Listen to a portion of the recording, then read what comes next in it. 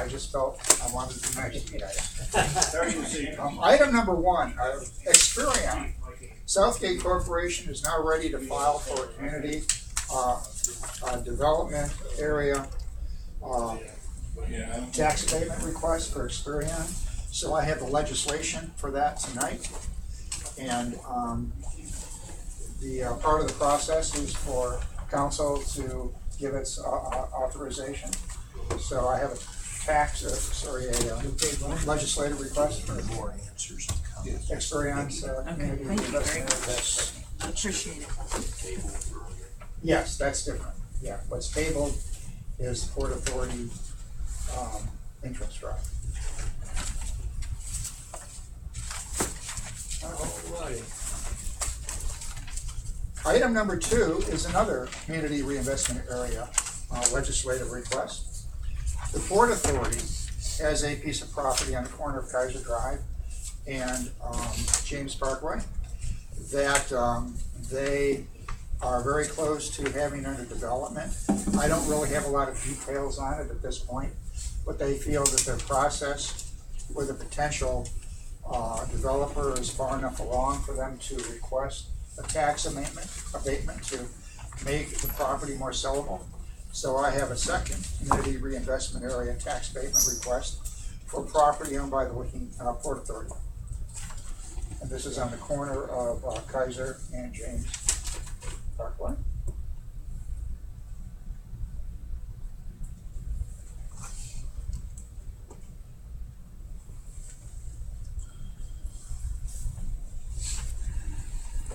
Okay.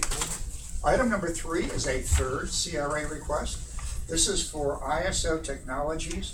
They have a complex at the Newark Industrial Park in Hebron.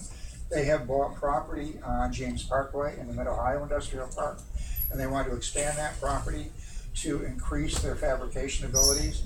They make the propellers or the blades for the wind turbines that you see.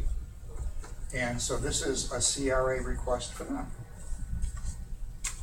John, do you have any indication as to the number of jobs that would be created as a result of that? And if you want to, if you do have an indication, just be conservative, I guess, maybe in your estimate. Right. I do have some of the paperwork. I don't have on the jobs. Not yet. Not on the jobs. I have on the approximate cost for the project, but they haven't forecast any jobs yet. Okay. But that is there. Okay. What I'd like to do at this moment is, you just had 3 CRA tax abatements, which is really good news for our community. And one thing I want to do is compliment the mayor on this, because the mayor plays a very critical role, kind of behind the scenes, but also in front, in regard to attracting these companies here and getting abatements and everything else for them. So personally, the mayor should be congratulated for all 3 of those CRAs. He played a very prominent role in that. I'd applaud. Appreciate that. Hey, John. That's exactly the way it is, right? After we get this in legislative form and we have the first reading, does it go to planning commission on any of these, or not? No, Not CRA. No, it's CRA. Okay, I just want to make sure. Okay. CRAs, basically, you approve it, and then I do some other stuff, and we send it to the county auditor. Are we looking that we need to waive next meeting when we have these, or just let it run its course? Well, this is going to be a resolution, so you could, if you wanted to waive the first reading on all 3 of those, or the second reading on all 3 of those. Thank you. But it'll be next. Next meeting. Yeah, next meeting. Sure. I didn't know whether it was important. I didn't know if there was a time crunch or. I think they would appreciate it. I'm not so sure there's so much a time crunch as it is the city showing that, hey, we're behind all the CRAs. We want to do everything we can to attract these companies as well.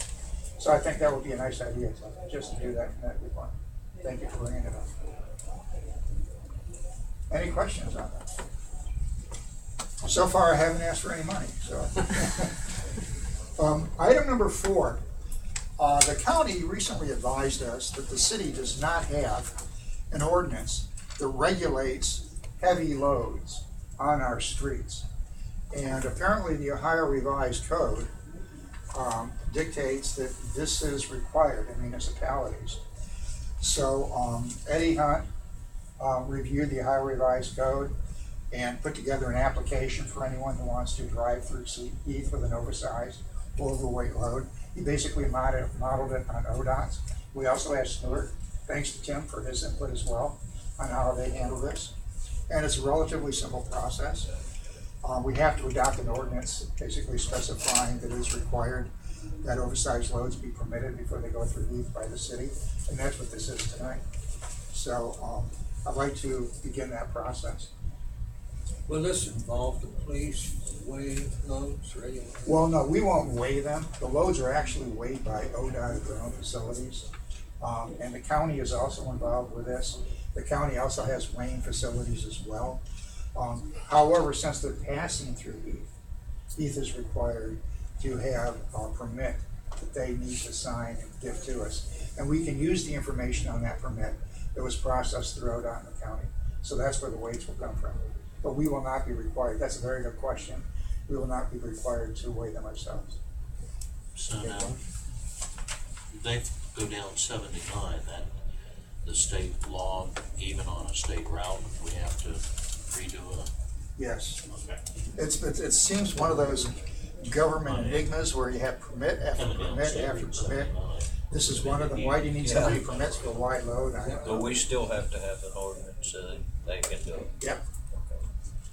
It seems superfluous when you consider all the other permits they get to do this. But anyway, there So it if the is. highway patrol pulled over a semi-truck on 79 and suspected that perhaps its weight load exceeded the limit, would they not be allowed to weigh it if we don't have an ordinance in place? Yeah, they could weigh it based on Because- their own permit. Because it's on the state road. Right, because it's. So if it's 30th Street or Hopewell Drive or something like that, they wouldn't be, because that's not a state road. That's correct, but when they fill out the permit with the state, they have to give the exact route that they're taking. Ah, So if they're going on a state route, then a non-state route, you're still gonna have their weight. got They it. still have to abide by that weight. Okay. They're a trip ticket If basically. they're going through on 30th Street, they've got to get permission anyway, don't they? They will from us, yes. Yeah. If I might interject, like in Newark, we have a lot of crane companies. Like when the schools were all building, you know, the new Newark schools and stuff like that. And just about seemed like every other day, there was a crane either going to a school or coming back from a school. And they get an ODOT permit, and they get a number from ODOT, and it says they're gonna be going from Columbus, or be going like 161, 16, then getting off at, you know, wherever it might be, like on 21st Street, and go up 21st Street to Granville to the high school or whatever, and then coming back that same route. And all we do is just take that information on our form, we have a number, put that ODOT number, and we give them whatever the next consecutive number of our permit would be, and pretty much just say, well, if ODOT's giving you permission to go, we give you permission to do the same thing. It's just, it's more of a formality than anything else. Now, if someone's going through town and they don't have an ODOT permit, you know, they didn't get a permit for a wide load or a heavy load or whatever, then anyone can get it, you know, I mean, but if they've gone through the process, it's like, I'm thinking, why would they, Yeah. you know, if they went to ODOT to get the permit in the first place, why wouldn't they be okay? You know, I mean, why would you hold them up and say, oh no, we're not getting, you know? Now it's the people that don't ask for a permit at all, and they're just driving down the road with a big, heavy, oversized load that, you know, you'd be like, wait a minute, you got an ODOT number? And if they don't have an ODOT number, then they obviously probably didn't get a local number either. Yeah, You know? that's right. Thank you, Tim. Any other questions on that? If not, we'll go to item number 5, the final legislative request. At the previous Community Development Committee meeting, we discussed the time span that it takes, especially on lots that are vacant for close properties to get grass cut. And Doug asked that I research it, which I did. And based on my research, I have developed a proposal to modify section 913 of the codified ordinances, which deals with weeds and high grass. And the way the current ordinance is written, it says if the address of the owner is unknown, it shall be sufficient to publish such notice once in a newspaper of general circulation in the city. What we do now is if we have property A and it's been foreclosed, the owners are long gone, no one's taking care of it, we publish it in Heath News, and then we wait a week after publication and then we can get it cut. Sometimes that could take 3 to 4 weeks, depending on when we get the information to Heath News. So it takes a long time sometimes to get grass on a vacant lot's cut. Now, what I've suggested here is if the address of the owner is unknown, it shall be sufficient to place a sign or placard on the property stating that within 48 hours of placement, the city will have the grass or weeds cut, and the cost of cutting plus an administrative fee will be applied to the tax due. That's what I'm suggesting we put in place of having to put it in a local newspaper. Now, what we will continue to do, if, for instance, Jeff's property has a foot-high grass, and we know he lives there, we still send him a certified letter. That's not the case, I mean, you're across from it. Let's say Kim Allen's property. Yeah. Does this cover that one I asked you about for Heath Motorsports was on Airport Parkway? Not really, because that grass is cut. What? Up around the close to. Yeah, if grass, But Clear Drive is, Clarendon Drive has got to be cut. Check that. But what Cletus is saying is, we aren't going to send a permit to a property where the bulk of the grass is cut, A violation. a violation of the property where the bulk of the grass is cut, and there may be high weeds around the house or something in the flower bed. That's not what we're trying to do. All we're trying to do is neaten up the lot, not make it look pristine. So that's not our goal. In order to get that done, it costs us a lot more money, take a lot more time, and it will be harder to find people to do that. So anyway, that's my proposal. If you are interested in it, I have a legislative request here.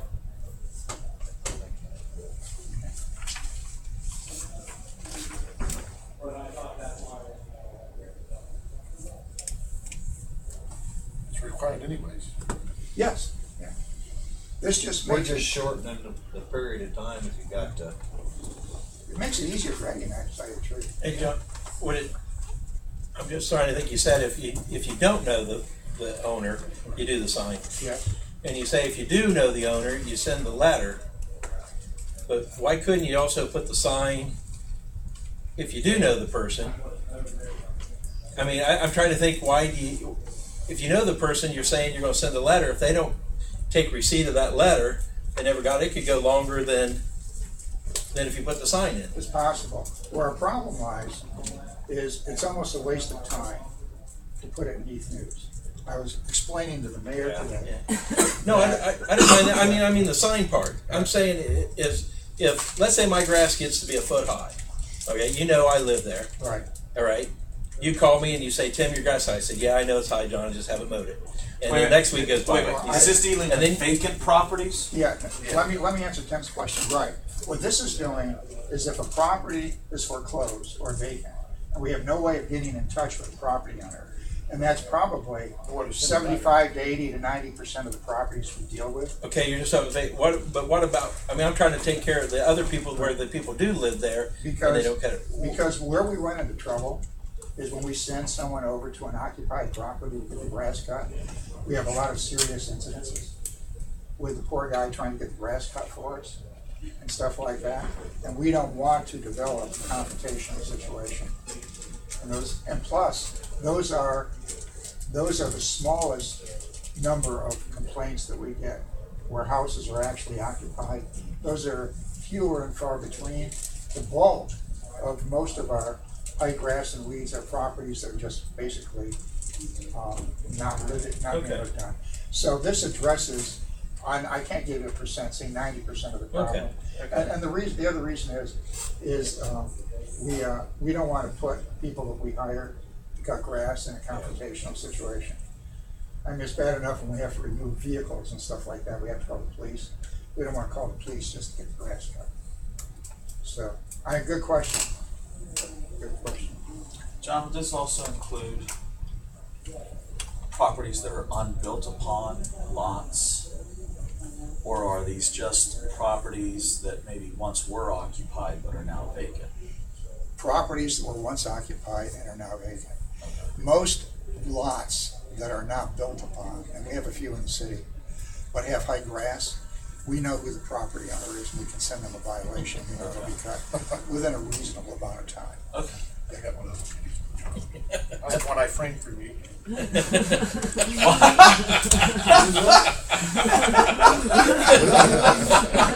There are times when the only times, Off the record, kid. Too late. We'll get a better headline for you. I'll find one for you. he's one of my best people now. So, any other questions, complaints, comments, or, okay. Item number, let's see, 6 goes along with that.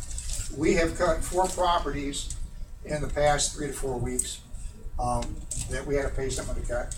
And this is just the cost of recovery. So I'm just going to pass this on to council to give to Lynn tonight. If you can read it tonight under miscellaneous or wherever it is you read this. And then as a report to council, basically that's what it is.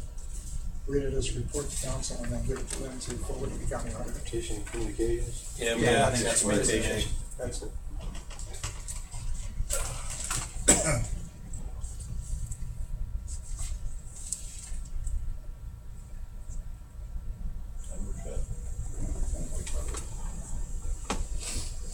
Next item. On number 7, we went out to bid and the low bidder to put in the concrete driveway approach at about $7,200 with Samson Concrete. And I've already sent them the PO. Now, they haven't given me a time frame for doing it yet, but I imagine it'll be in the next couple of weeks. That's really a mess out there. So if you go by it now, there's water over half of it and everything else. So, We can still dig that out. yeah, we're gonna dig it out. We're gonna extend the culvert Uh-huh. and kind of grade it better to get. Our guys. No, Oh, no, we're not. okay. Because I talked to the concrete, both people that bid on the project, and they didn't think it would be very much of an impact on the cost Okay. if our people did it. All right. So. All right, item number 8. Then if it doesn't work. Yeah. Yeah. Item number 8, Thornwood Drive paving. We had a pre-construction meeting a few weeks ago at ODOT. And the contractor, Shelley, will begin paving around August 18th. And it will take probably 3 weeks to complete the whole project. Now, the road will be open most of the time during paving, but traffic will be very slow. I will contact the schools because unfortunately, August 18th is their date which they anticipate starting. The reason it's. That's the first day of school, isn't it? Yeah. For Heath? Yep.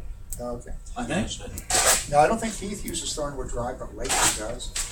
And the gentleman that actually oversees both Heath and Lakewood transportation is the same person.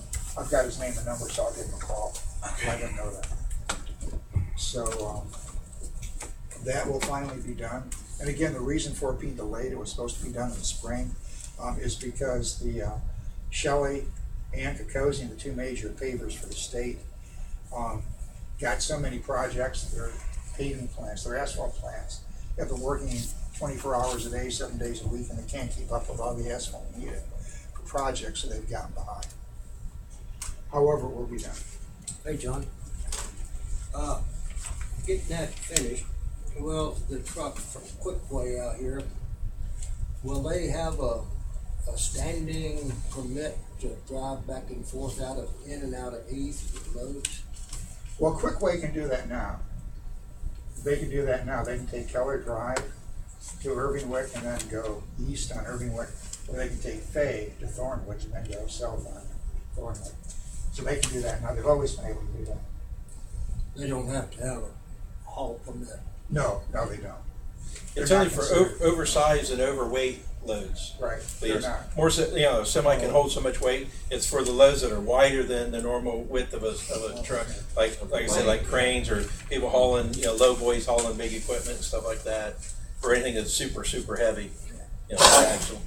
That's what that special permit John is going, deals with. Not every day just transporting trucks. Yes, right. Okay, very well. Any other questions on that?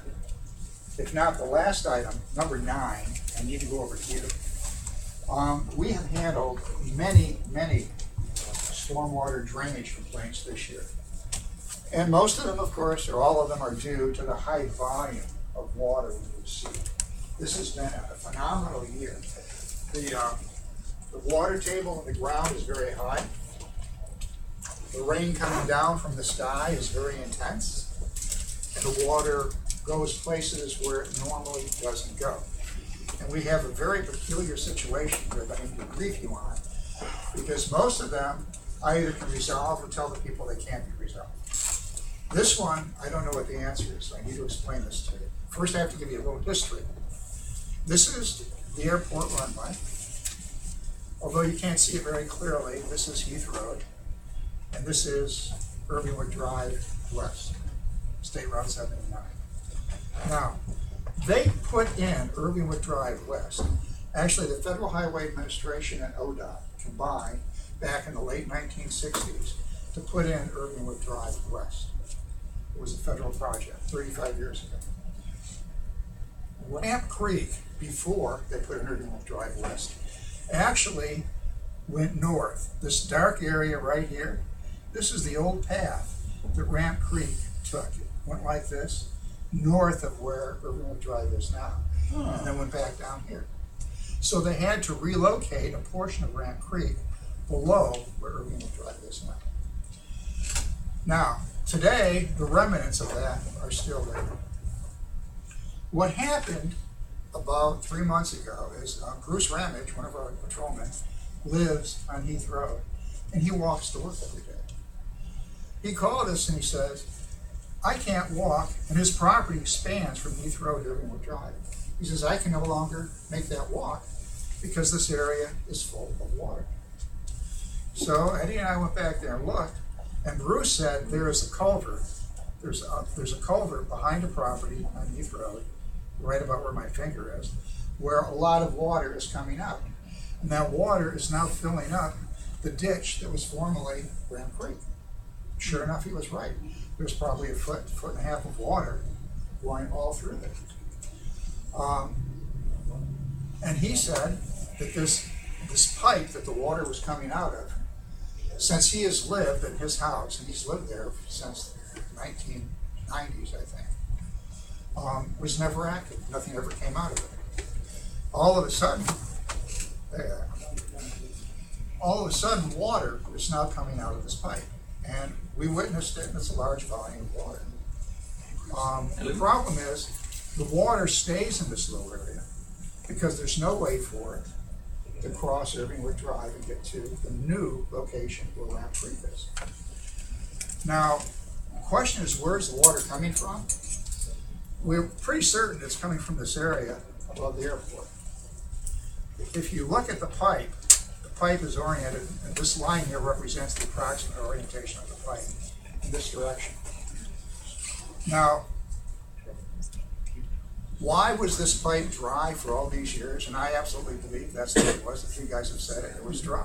But why it's been open for, this has been happening now for a year and a half, would you say? Oh, probably 2, maybe even going on 3 years now. We just didn't notice it immediately It was a because, small amount. yes, well, it wasn't necessarily a small amount coming out of the culvert, but it's just gotten exponentially worse because the water just keeps accumulating. It doesn't go anywhere.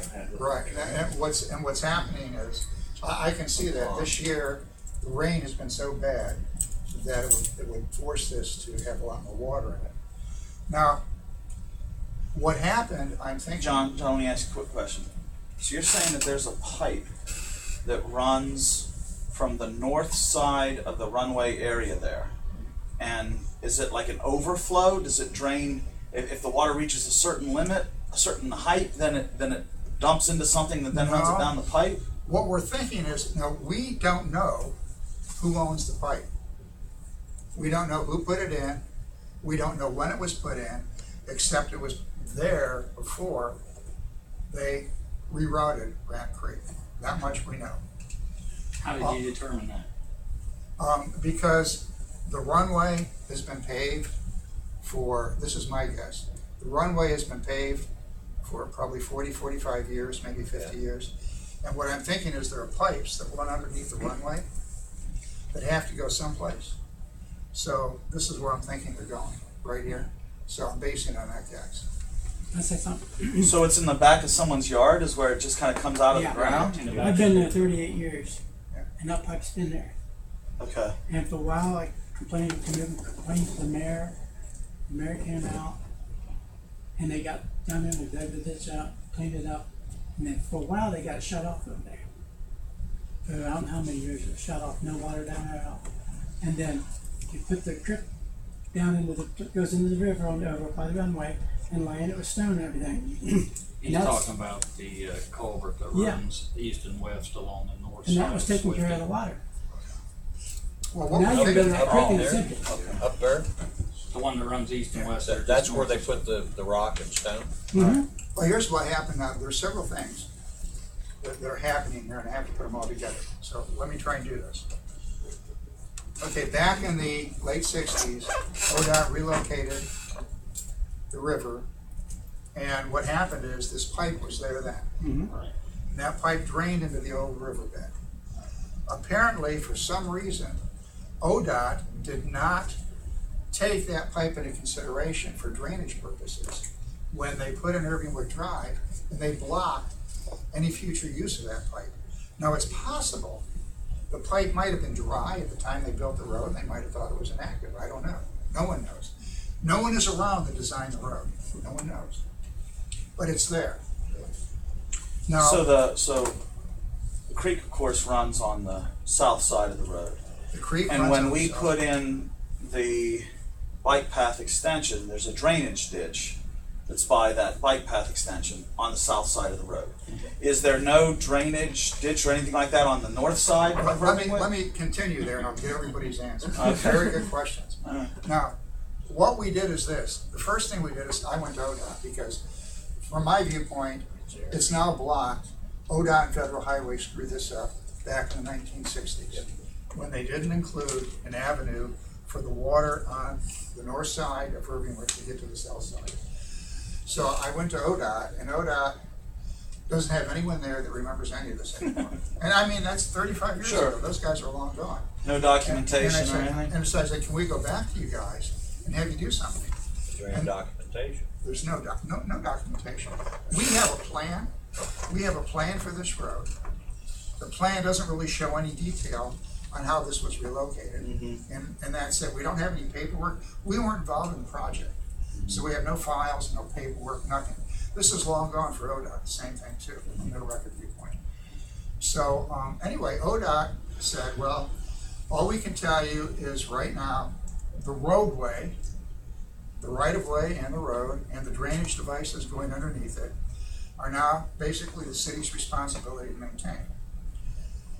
That doesn't mean that this is our responsibility to fix. I'm not trying to dodge anything. Let me continue here. But all they could tell us was when they do a project in a municipality, they turn it over to the municipality when it's done, and it's our responsibility to maintain it, okay? They said that's as far as we can go. We can't tell you anything else, we just don't know. So ODOT was essentially a dead end, and it's not their fault. They just don't have the resources to know what happened any more than we do. So ODOT I didn't get very far there. Now, then what I did is I called in our engineer. I says, okay, I don't want to mess around with blocking the drainage at this point. Okay, water's coming out of there. It's a big inconvenience for the property owners.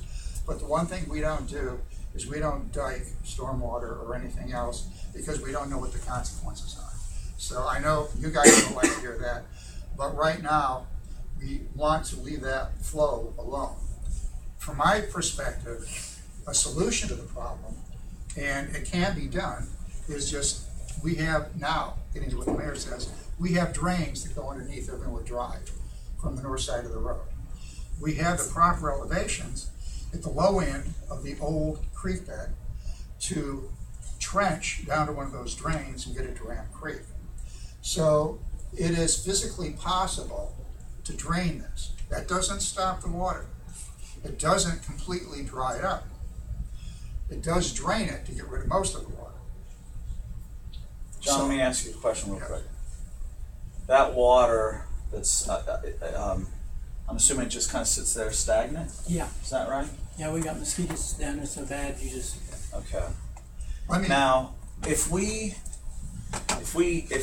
do that, the city being responsible for the maintenance of stormwater drainage ditches,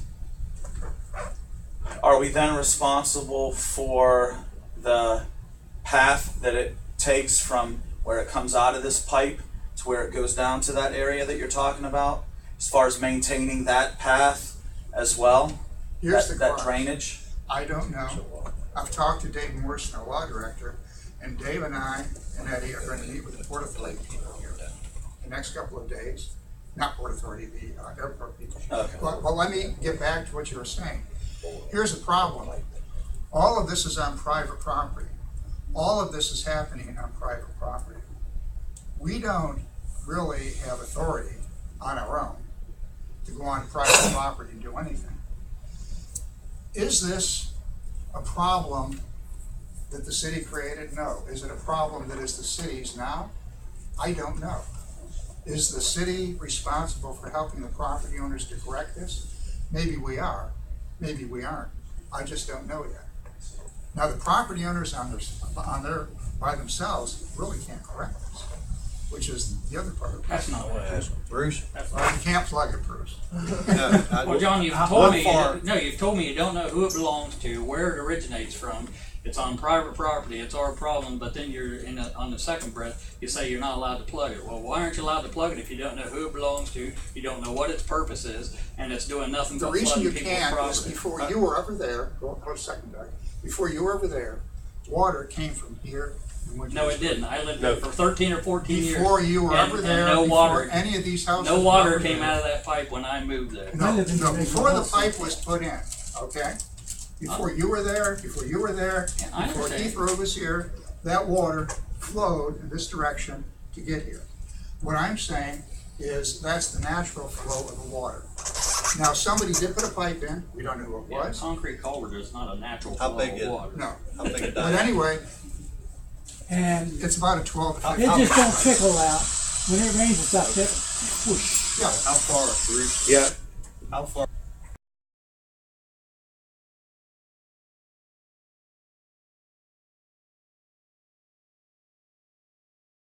How many feet?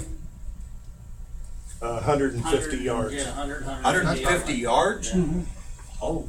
but it's Yeah, not. but that's I have a point here Yeah. before you get farther. Yeah, go ahead. And, I'm one of the property owners. My name is Mike Anderson. Thanks for hearing our concern. That was an abandoned pipe. Don't call it a used pipe.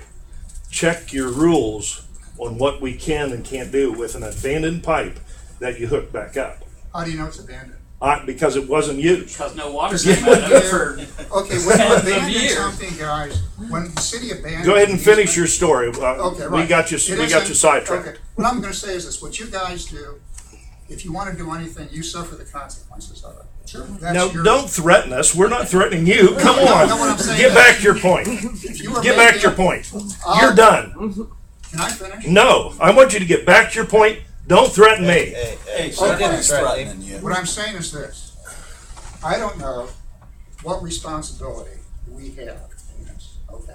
I do know that the property owners would have a very difficult time trying to correct this on their own. That's what I've been trying to say. Do you agree with me on that? Not really. Absolutely. I could probably get We could about fix 4 it, yards but- of free concrete and fill it up, so Okay, there's well, I not really mean, much okay, problem guys, if you there. wanna go that route, I mean, that's your call. And though you don't want me to hear it, that's, anything that happens, Let me ask you we a can't question. help you on. If a property owner were to dam up a pipe like that, and for some reason or another, that pipe deteriorates, and now water goes on somebody else's property farther up the line of the pipe, who's responsible for dealing with that problem that's been created? Whoever plugged the pipe.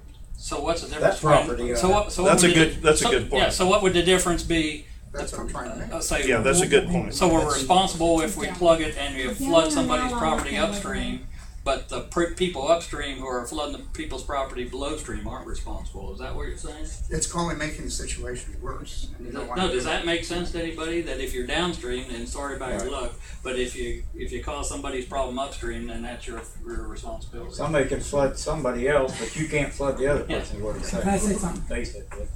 Mayor Giller and Howell stomped it.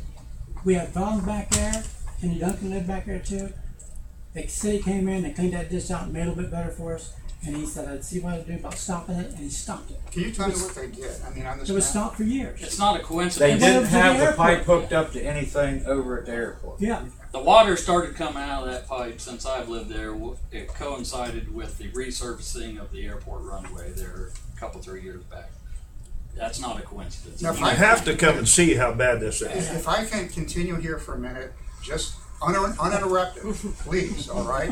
You haven't given me a chance to explain anything, not all the way. Is that where it's at Now, back to the airport. The airport did do maintenance in this area about 2 years ago. And I agree completely with you guys. The coincidence, it's more than a coincidence for this water to start coming out of it. Well, I've got a person that's got proof. Okay, well, it's more than a coincidence that this started at the same time they did the maintenance. Now, I want to show you something here. This was taken in 2008. I'm just conjecturing here, okay? These lines, if you go to the airport, you're going to see lines going underneath pipes, culverts, going underneath the runway at these two locations. See these dark areas? That's water. That's where water collects. So in 2008, water was collecting on the north side of the runway. Now, were those pipes clogged at that time, or maybe what Mayor Geller did that you were talking about? You know, maybe they did something then, I don't know. However, when we walked the runway here about a month ago, those pipes are now open. And you can see where the water drains in this direction. Where it actually goes, I'm guessing it goes to this pipe. I mean, it makes sense. There's a strand of trees along the north side of the runway and the reason it doesn't take a genius, I don't think, to figure out why nobody's ever cut that strand of trees down to farm that area of land like they do every place else, because it's a swampland. What I think the airport did is the trees extended onto their property as well, and they came close to the runway. They took a lot of that out. They may have reshaped the area where those pipes are, and maybe that opened up. If that's the area that was blocked that you're talking about, maybe they opened it up. That's what we're going to talk about when we meet with them. Now, I talked to the airport engineer already, and he said they didn't install anything new. And maybe they didn't, but maybe they opened something up that wasn't opened up before. We're going to get more information here when we meet with them. And it's easy to trace that. Oh yeah, I'm not. All we have to do is, we'll just test it. Yeah, that's a thing we can do too. And one of the things that I saw on Bruce's video of the water coming out of the pipe is it looks like it's pretty muddy water. Well, it's pretty muddy over here. Yeah. I think I would be hard convinced not to believe that the water's coming from here. I mean, I'd be very surprised if it were coming from someplace else. Okay, so So if they've created the problem, shouldn't they This be a is- part of correcting it? this is where it gets gray for me. You know, who created it? When was it done? I mean, we have conjecture, I'll be honest with you. I'm guessing at what happened here. We couldn't find any written documentation. What's really surprising is we went back 60 years to find out who might have put that pipe in, and there's no record of it going back 60 years. And if we knew who put the pipe in, then we could possibly point a finger someplace. But at this point, all I can do is update you with the information I have. I'm not providing a solution because I don't have one. I'm not suggesting that we do anything radical because we don't know what we're involved with yet. I do know the homeowners are frustrated with this. It's a problem they didn't ask for. It's a problem they did nothing to cause, but it's there. But I don't know what we, the city, should be doing about it and what we can do. I have gone out and I've gotten estimates on what it would cost to at least put a ditch to get over to a pipe to drain it. That's not gonna stop the water flowing, which I know is what you want. But I don't know if we have the authority to even go in that direction. We'll know more when we discuss things with everybody. But one solution, if anyone wanted to do it, is to at least drain the water out of there and keep the drain open for it. And that cost is roughly about $30,000. Just to But- put a ditch in? Yeah. But you do have pipe to receive the water at the right location, get it out of there. Now, that's not a full solution to it. And I don't know, standing here before you now, I'm not gonna say that the water's gonna stop coming out of that pipe in the future. All I can say is, we know we can drain it. That's all I can tell you, that's all I know. And we'll keep working on it as much as we can, see what the airport knows. And hopefully, if it is caused by the airport removing stuff that shouldn't have been removed, then, yes ma'am. What year was it that they redirected Ramp Creek from our side of the property over to, what is this, Licking? What year was it that they did that? I think it was around 1969, somewhere around there. Couldn't you find anything on the records at all as to what they did along the properties? That's what we were looking for. We have plans for them to install the road.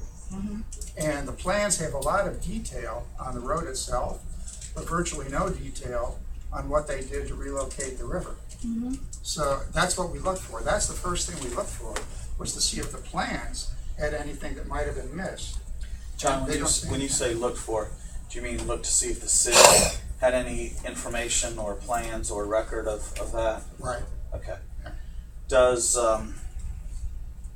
would it be worth a call into ODOT to see if there's something in state archives? I will do that, but I want to wait until we talk to the airport first. Okay. Because I want.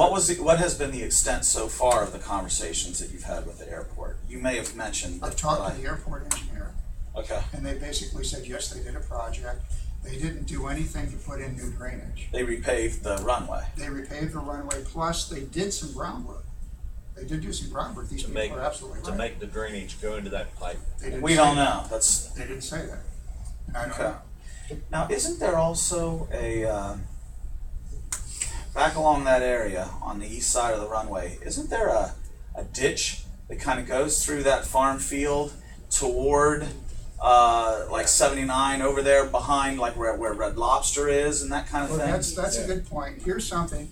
We have a pipe coming out here that I think the original reason for this pipe was to allow this field to drain, especially this area, that's the point. Now, coincidentally, you go over to the David Shea house, and there's a pipe that comes out of this corner. Here's the David Shea house that goes into that little creek going Yeah. down through there. Yeah. So to the north, it also drains to that. So there are two pipe, and I don't know if they're a field tile that are connected to this. I mean, that could be something else too.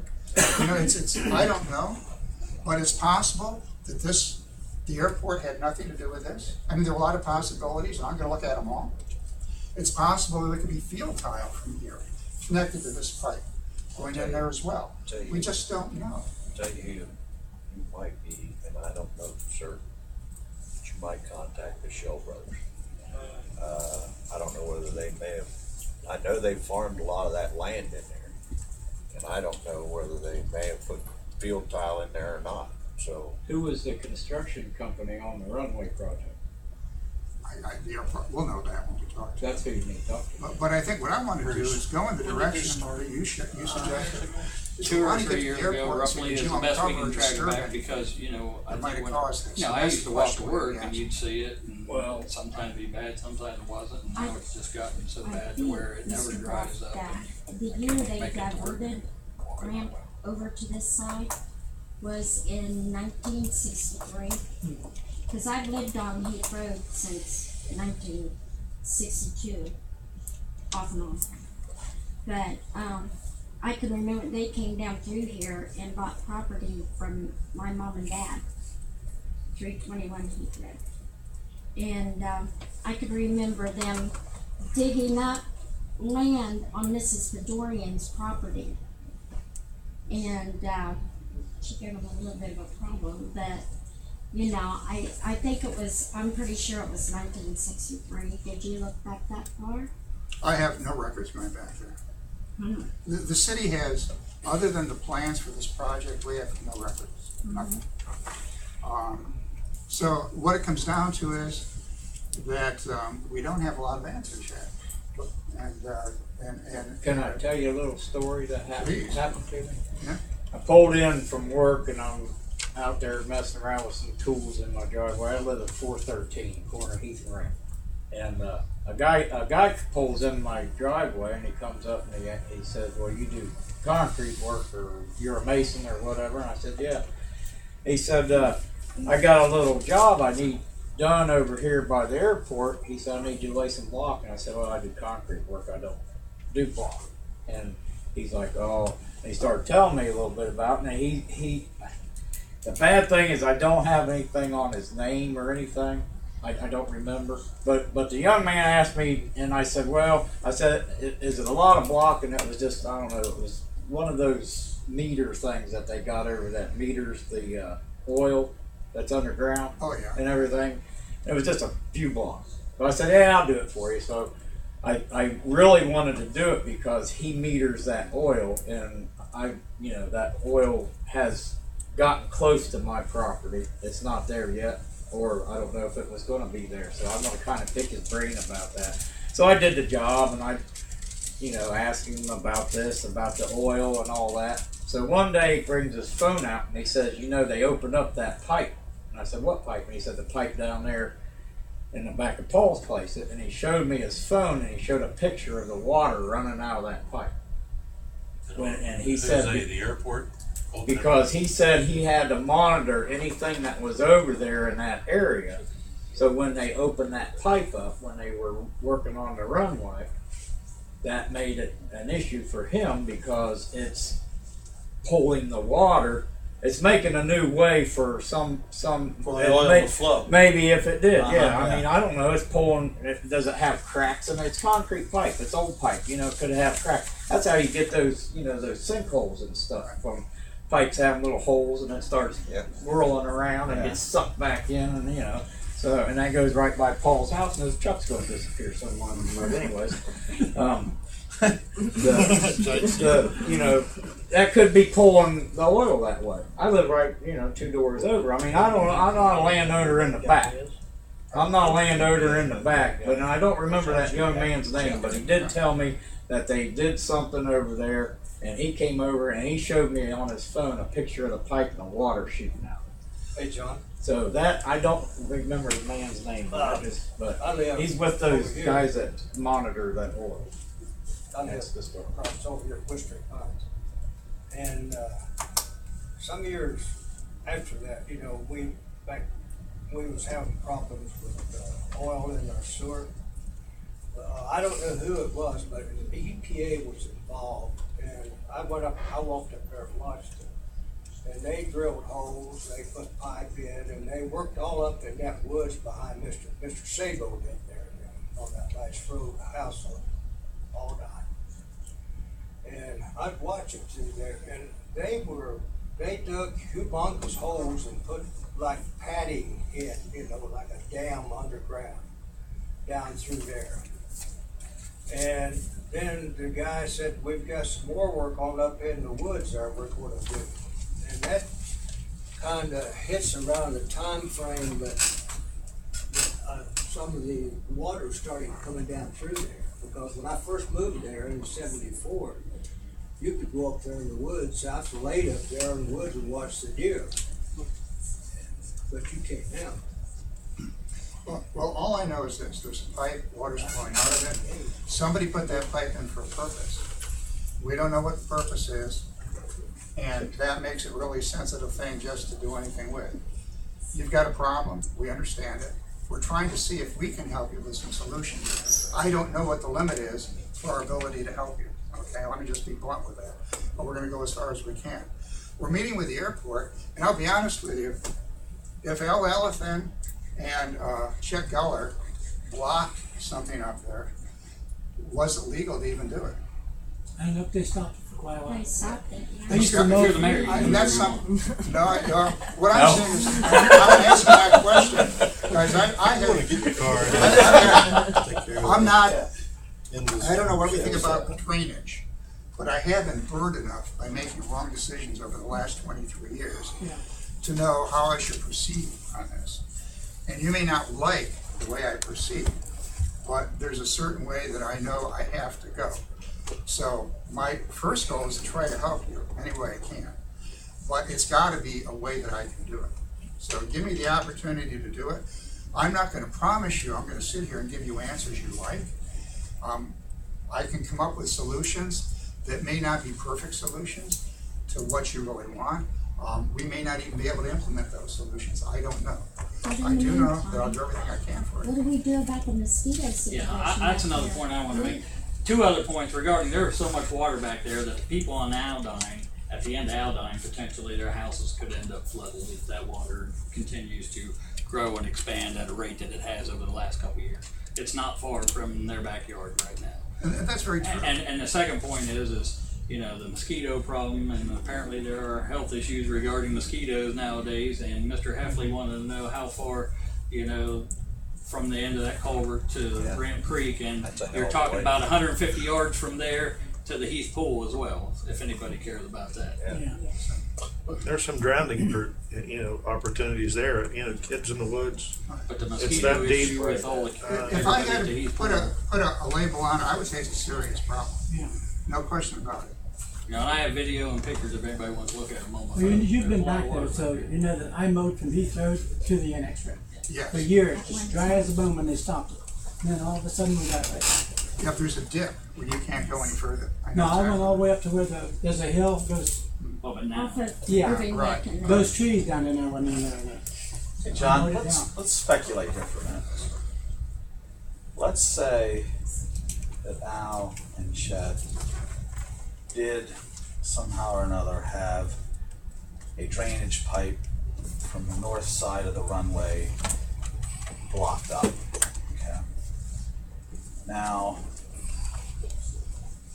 and let's also say that as part of the runway expansion,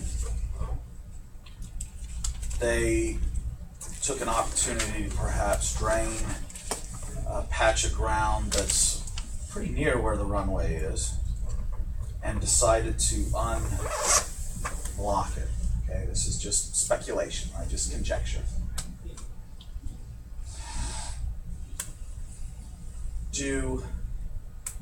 If it was wrong to block the pipe in the first place, is it also wrong to unblock the pipe? That's a good question. That's one I already asked State Boards. And he's still thinking about an answer to that. Okay. I mean, there's one thing that we know, and we're not going to change, is that water runs downhill. Well, one thing I know is this. But where was that water going if this pipe was blocked? Was it heading in a different direction?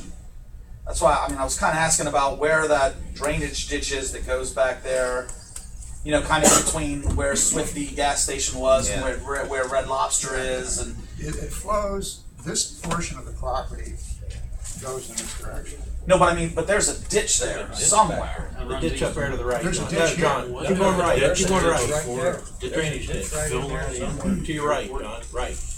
Keep going Yeah, right. keep going right. Keep going right. Keep going. There keep you go. going, Now keep we're going, getting keep Oh, going. yeah, that ditch right there was put in from Cross Creek. What's the elevation of it compared to the water that's at the airport? Okay, the water, I don't know, but the water from above the airport flows. No, but I'm saying, what's the elevation of the ditch line, the ditch to the airport? There, from that point there to that point. I don't know. Well, that'd be a good thing to know. But You it can drain it down. doesn't really matter, because that's not gonna help this particular problem. So, the question, the problem we've got is Chet Geller and Al Allerton had no love for the airport. The airport caused the removal of Pike Ave. It really upset a lot of people. So I wouldn't put it beyond those two guys to actually do something that would help the people down here. And in the back of their minds, they're knowing, hey, it's gonna screw the airport. But I don't know. It's I don't think perfectly Chet knew legal. that pipe was there because there was another one that come down and it went all the way. that pure oil put in. And they had a line that went all the way down to behind Kroger's where that house was, that furnished water for the head of the pure oil refinery. And that's the only pipe I think Chet know, because when the EPA came up here, is when after we built that ditch, and they tried to tell all of them that culvert under 79 wasn't big enough.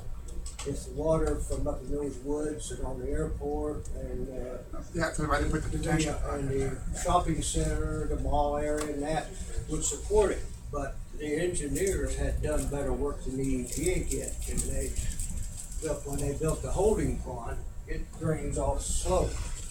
It would hold 150, 200 year rain, they said. I'm thinking, trying to think beyond this, and maybe I shouldn't even try to do that, but a potential fix could be, I mean, if, let me ask this question, and this isn't to try to say, well, it's not our problem, forget it, have a good day. The property where the creek used to run, that was private property, private property now. Yes, it is. Oh, it was private property then too, Yes. at the creek ran. Right, so we don't have any rights to stop in there and do anything without, if we With their could help. permission. And We'd have to get help, like an we would have to easement get or their something? permission, Yeah, number we one. would get the permission of the property. Okay, and I guess I'm kind of shocked at how much it costs, and again, looking at a fix, just to kind of drip it, you know, you kind of ditch it. Yeah. When you said 30 grand, I thought you might have No way. said like 5 grand, because I'm thinking 30 grand, we had to be able to put a pipe in and extend it all the way Well, over part the of other the pipe and dry the problem, part of place the out. problem is you got a bunch of trees and grubs there. We don't want you to waste our money like that, we really don't. We're not looking for a temporary fix. My first goal, when Bruce told me about the problem, was let's at least get a drain. So that's why I went that route. Now, the next goal will be, can we just stop it? I feel, Let's find out where it's coming from, let's dye test it. yeah, well, I mean- we can do that too, but I'm pretty confident it's coming from here. And I think, like you said, there's a good idea, and we can test it, you can just put dye in it. That's exactly right. Yeah, but that's not a difficult thing to do. But that's one of the things we'll discuss with the airport, because they've got some role in this that they're gonna have to admit to, but we're not sure what it is. And I don't wanna point the finger at anyone yet, because there's just not enough information. I wanted to come up with a solution first, and then go and fight the cause up above second that we may or may not be able to do anything about. If the airport can do something, great. If they can't do something, I don't know what happens then. At least at this point, I want to come up with some potential solution that will alleviate a lot of the wood area. You've got that. Who gave you a price of 30,000? I went to Joe Sanderson and they asked some contractors. Okay. And the reason that's. Is there some sort of a rise or something there in between the road and Oh, where yeah, the water there's- is? Yeah, there's a couple mounds, the old bank on the river. So, but forget the cost from that. That's a solution, but it's not the entire solution. Can this be dried up? I think that's what we're all aiming for. And if, I don't know if this can ever be dried up. I just don't know. Maybe it can, maybe it can't. That's what I'm trying to say tonight. And that's where we're going from here. I know we can drain it, but can we keep it dry? I don't know, and that's what we're gonna try to find out. So if we can't stop the flow, and we need to do something to drain it out, Yes? are you suggesting that we drain it out first before we find out whether we can stop the flow, or can both things happen at the same time? I'm not suggesting we do anything right now, other than get an answer to what's involved, and then determine the sequences. I know there's a whole lot involved into figuring out where it's coming from and whether or not it can be stopped. I guess what I'm wondering is, are you suggesting that regardless of whether it can or cannot, prior to that determination being made, after all the information is gathered, are you suggesting that we move forward with trying to drain the property? What I'm suggesting is if we see this becoming or continuing to be a serious health hazard, as you said, the mosquitoes, if the water continues to build up as it has, then we need to drain it. We need to drain it. We need to get rid of that moisture, get rid of those mosquitoes. So yes, I think that should be done. But I don't want to say, let's go out and hire a contractor. I want to find out first, can it be stopped up here? Now, if we get a short answer to yes or no, it can't, fine. But if it looks like this is gonna take a year to resolve, then maybe we should look at draining this to give these people some relief. This is what I'm saying. Because the mosquitoes have gotten so bad, you know, when Chris Lawson, when I catch him out fogging, I jump in the truck with him and we actually drive back through there and on the paths to try to kill as many mosquitoes as you can. And this year I haven't been able to do it at all because it's been so long wet, you can't drive back there.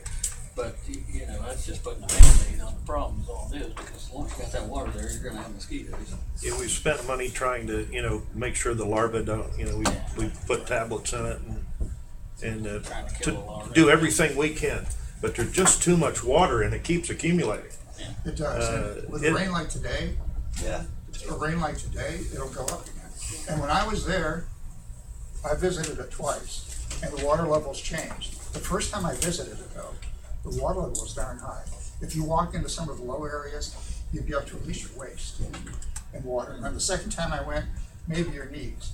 But even your knees is too much money because water, because it's stagnant water. Yeah, It's just raining. The only way it's gonna go So I think if we in the next 3 to 4 weeks can't come up with an answer as to how to stop the water from coming out of the pipe in the near future, then we do need to look at getting this drained. And still work on trying to do something up above. That's my recommended approach. So the back part of my property, part of Okay. back part of mine, back part I of his, understand. back part of his. Meeting with the airport is here sometime soon. It's tomorrow, actually.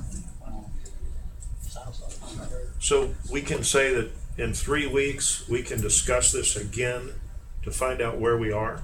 What you may want to do is in August, the first Monday in August, we have another one of these meetings. I'll just come back to this meeting. The first Monday is all. You can tell I'm frustrated, right? Well, you're frustrated, but we're trying, and I know you can get frustrated with me. No, it's not. It's not you. It's not the person. It seems like there's a lot of what ifs and who did this and what did that. This was for years an abandoned line, Yeah. and I mean it's pretty. You know, you don't want to point fingers, but guys, a couple of years ago we made a change over there, and all of a sudden water came out. Dye test it. I think you need to demand that to see if that's coming out there. And that's not a problem. We can do Okay.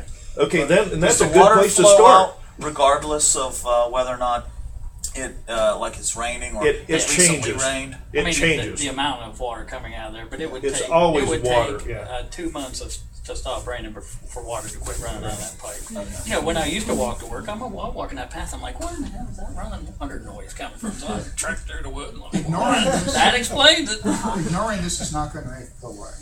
It may slow down. It might even stop for a few months. But if it started now, it's definitely going to come back. 2 winters ago, my woods was probably flooded worse than it is right now. I mean, because remember, I said, man, I've never seen that much. Yeah, water back that's there." when we had to go treat it. Yeah. It was like, oh my goodness, and the No, mosquitoes it were. was that crazy warm winter that we had all that rain, and I'm Yeah. like, holy Yeah. cow! The I've year never without a seen that. winter. And Yeah. that's the first year that I think that water started. And there are legal issues here, and I'm not an attorney. I don't really know any of these, as well as yours.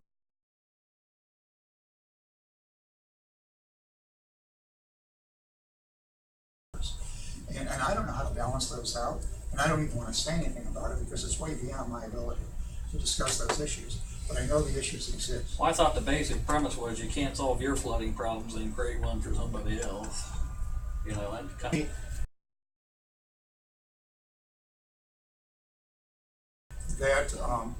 That's what the city did for you people years ago with Chet. Maybe that's what the city did. I don't know. I just don't know, guys. I mean, there's a lot of logic either way you look at this. There's a lot of questions that have to be answered, and you can discuss it back and forth and come up with all sorts of stuff. So I would just like to. So we've begun taking the steps that we need to do to try Oh, to figure yeah. out. Okay, all right. And you folks are not interested in waterfront property? Water rear property. You know, if that was still the creek and it was flowing, then I wouldn't have an issue. Yeah, I wouldn't have an issue. Flowing, Yeah, but it's You know, not. That's the big deal. Going a wetland on your property?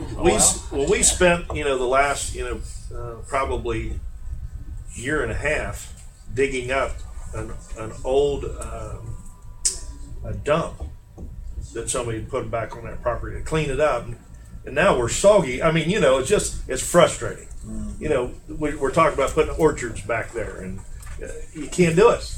Too wet. Yeah, it's just you don't want this mosquito stuff back there. Take a walk back there. You guys just park your car and just walk over that hill and look at that area. And in the middle of the afternoon, you better put the off on. A couple of them can carry you away.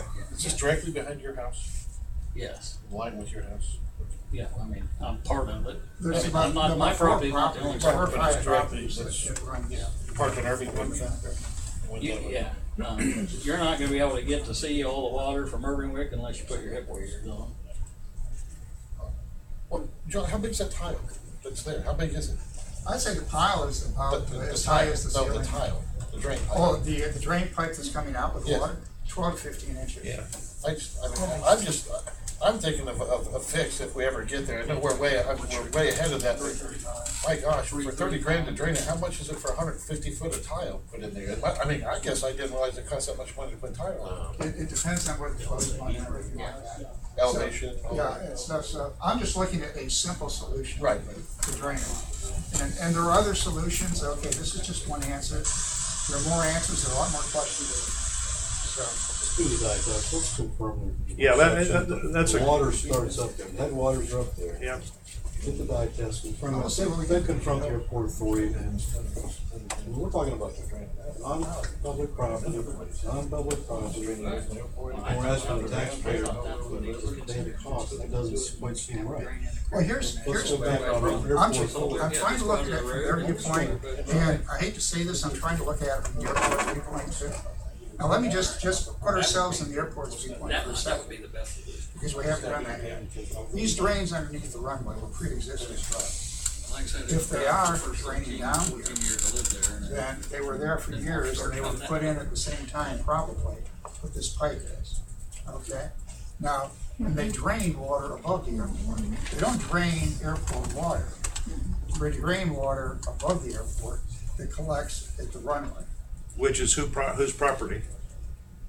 where, It's our park. It's our park. Is that where the water's coming from? no, it comes from this field here. Yeah. It comes from this field property. here. that farm. And then the airport runway actually acts as a bridge, or not a bridge, but A dam. a dam to block it from going any further. Mr. Groff, Yes, what year was it that the airport expanded where the jets could fly in and out? oh, I don't know that. Quite a few years. Yeah.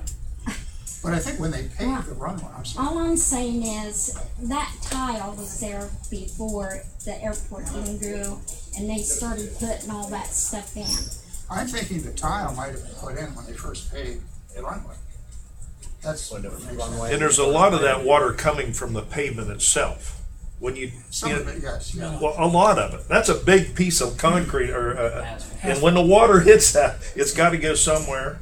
It doesn't soak in the ground. It run off somewhere. Well, certainly some of it's from the airport, some of it's from Heath Road. Yeah. Who knows? But anyway, we'll talk with the airport next. And when we meet next month, we'll have more information to pass on to them. We'll find out what we're doing. But I agree completely with the property owners. It's an exasperating problem. It's a very serious problem. And we do need to address it one way or the other. I mean, it's just a trench back there. We just want it dry. If I owned that property and it was dry for years, and suddenly I woke up one morning, and oh my God, all this water, I would be really, really upset. And I mean, I don't disagree with you at all. I need to look at it from other aspects as well, though. So allow me to do that, so I can get answers for you. I don't guarantee anything, but I will look at it.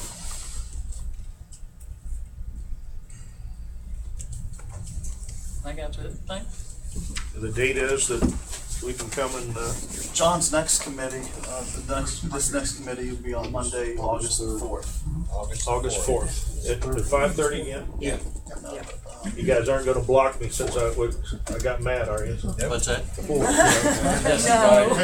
make, I'm disinvited. I make the meetings boring, you make them interesting, okay? Thanks for your time. Thanks for coming.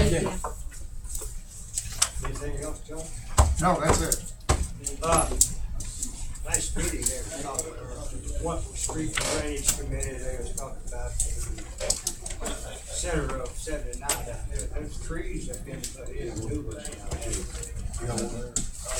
The trees are alive. So far. And They look pretty nice. Yeah, with Bob Kelly, this is like, if Bob is working with the company doing that, he's doing great job. anybody have any more questions for John or comment? I don't care. Like I said, I'm not sure what the answer's gonna be on this, and I'm not gonna make any. Gotta find out some information. Yeah. Thank you. All the meetings done? Tim? All right, we're gonna get rolling because you got a public hearing in half an hour here. You don't? I'll let them come. Here's on till next time. Okay. Well, plenty of time then. Planning Commission, I'm sorry, Finance Committee. A few things on my mind. Finance Committee will begin at 6:40. All the same legislative requests that we just went over an hour ago. Reinvestment Act, tax abatement for Southgate Corporation, CRA for the Port Authority, CRA for ISO Technologies Committee. Any other comments or questions on that? Anyone else? Okay. Fourth item, the heavy large load highway permit. Any further comments on that? There aren't any fees associated with this.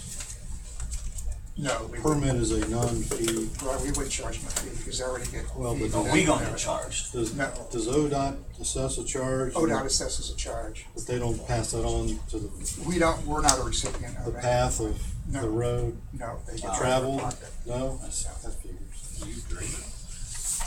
Kind of common sense moment there, I'm sorry. Any other comments on that?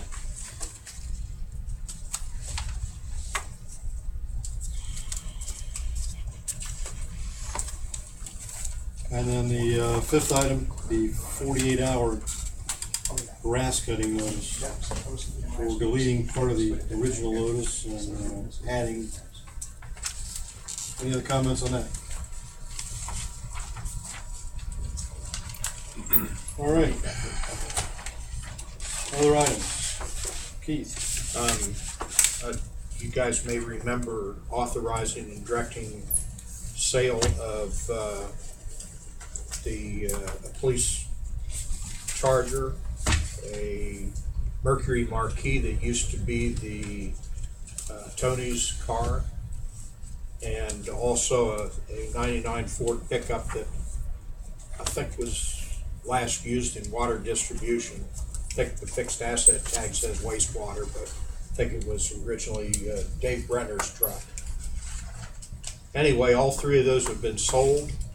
All three have been paid for. One went to Tennessee. One left just a few minutes before this meeting for Virginia. And the 99 Ford pickup is still sitting there, but the guy has paid for it and I transferred title. He's just waiting for somebody to come bring him down here to pick it up. And he's from Millersport.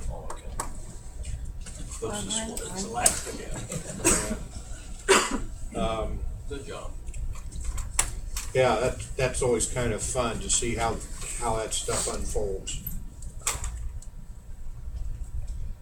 The Charger money will go, I believe, to the capital improvement fund. The Marquis, I believe, maybe as well. If it was, I'm not, don't hold me to that. If the funding source was capital improvements, the money goes back to capital improvements. If the funding source was the general fund, then it goes back to the general fund. The pickup truck for sure will either go to water or wastewater, whichever the source was. Try to make sure Keith maybe, if you can, tomorrow, get with Chief Mason on that, make sure we're squared away on where that will go. For the Charger and for the Marquis. Yeah. He's already been apprised. He's paid Okay. very close attention. Okay. And, you know, he may come to you and say, hey, we got this money out of these cars, and hence maybe the appropriation for something else. Okay. Two items I've left tabled. One is the elected personnel wages. Note the portion in bold print. Your any change must be completed not later than Friday, December 5th. And then item 2 that's remained, both of these items will remain tabled in committee until such time as I'm advised to remove them from the table. 159.27 was the prohibitive activities for city employees, and you may recall that I had mentioned that some of the prohibitive activities of that section, if I were you, I would change to allow persons in other municipal governments to be able to participate in their governments. If I think of some of my staff that lives in townships outside this county, they wanted to participate by being a township trustee or township clerk or on a city or village council somewhere. Our rules don't permit our city employees to engage in that, and I can think of no constructive reason why we would object. Why is it still on the table then? Are we just waiting for someone to address them? Apparently there's a committee. There's a committee. We've been looking at some of the restrictions that are in place, statewide, and there's a lot of, issues with, like, if it's partisan politics. I think that those are still some questions we have, so with everything else, Jeff. yeah, Okay. yeah. All right. We just haven't had one. Okay. And I have nothing else, I guess. Anything else for Finance Committee? Jeff. Turn it over to Mark. And I apologize for not having this on the agenda, due in part to some of these being, recent events and ongoing things and days off and Star Spangled celebrations and all that kind of stuff. I didn't get a chance to get with you, Keith, to put these items on the agenda, so I apologize. Wanted to, first of all, bring you up to date regarding the phone service that is at the Davis Shea House.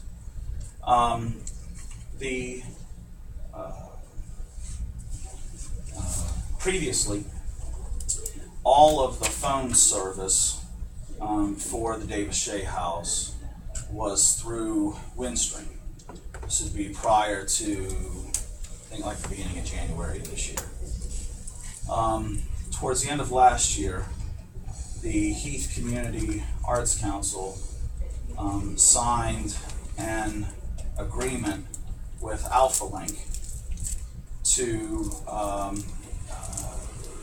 provide phone service at the Davis Shea House. In that process that played out, there were services through Windstream that were discontinued. However, the city, being responsible for paying for the phone service at the Davis Shea House in accordance with the lease, as well as the fact that simply it's a city-owned facility, the city needed to be the signer of any agreement with AlphaLink to provide phone service there. Last week, such an agreement was executed for a total sum that does not exceed the amount that we were paying to Windstream prior to this change taking place. There was, of course, there's an elevator, as you all know, that's at the Davis Shea House. And that elevator line needs to be on a landline, so that service continues to be with Windstream. Also, as part of the new phone service, it required additional static IPs to be acquired through Time Warner. Those costs were factored into the calculation, and wow, somebody was fast. I just saw it out of the corner of my eye. Was figured into the calculation of what the maximum amount that we would be able to pay Alpha Link for phone service and still not exceed what we had been paying before. So again, the new agreement moving forward does not cause the city to have to pay any more for the phone service at the Davis Shea House based on the calculations and information that we have. Now, there is, however, still an issue outstanding in regards to payment for the phone service that was in place with Alpha Link from the beginning of January to the end of June. As I said, the city did not execute that agreement with Alpha Link. And so our position is that we could not just pay those bills on our own. They were not an obligation that the city had signed on to. What we did was we worked with the Heath Community Arts Council and with Alpha Link to take a look at what that amount due for 6 months was.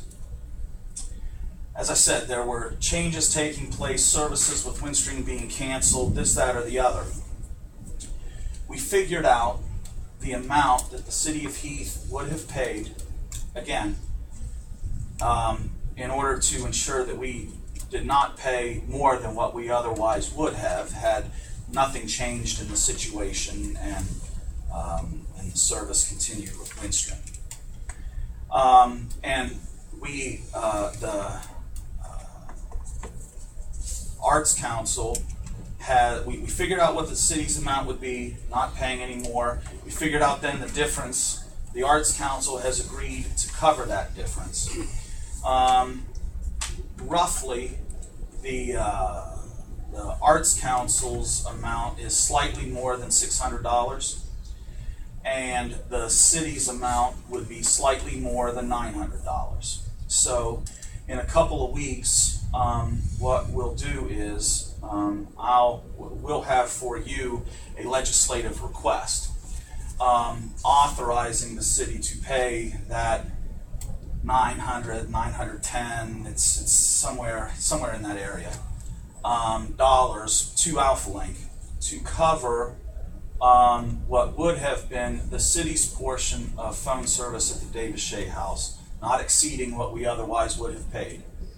And then what we would request, or what I would request, is that ordinance will be drawn up. It will be on the agenda for our July 21st council meeting. And I would make the suggestion, if council were so inclined, to waive the second reading on that, and such that upon its passage, we would be able to release a check to Alpha Link to pay for that. So there's been no payments of money for phone service for the last 6 months? Not to Alpha Link, no. So again, in short, the city's not paying any more than what we otherwise would have. We've got everything in the city's name moving forward here in July so that the billing will be proper and the payments can be made properly by the city. And again, moving forward, we're not paying any more than what we otherwise would have had nothing changed. Does anybody have any questions on that? Okay. Second item, I wanted to update you regarding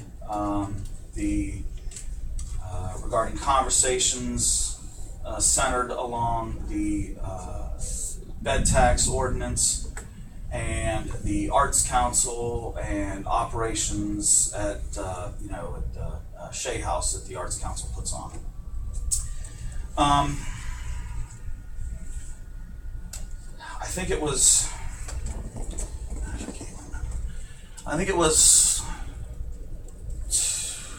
Tuesday the 29th, maybe either Tuesday the 29th or Wednesday the 30th.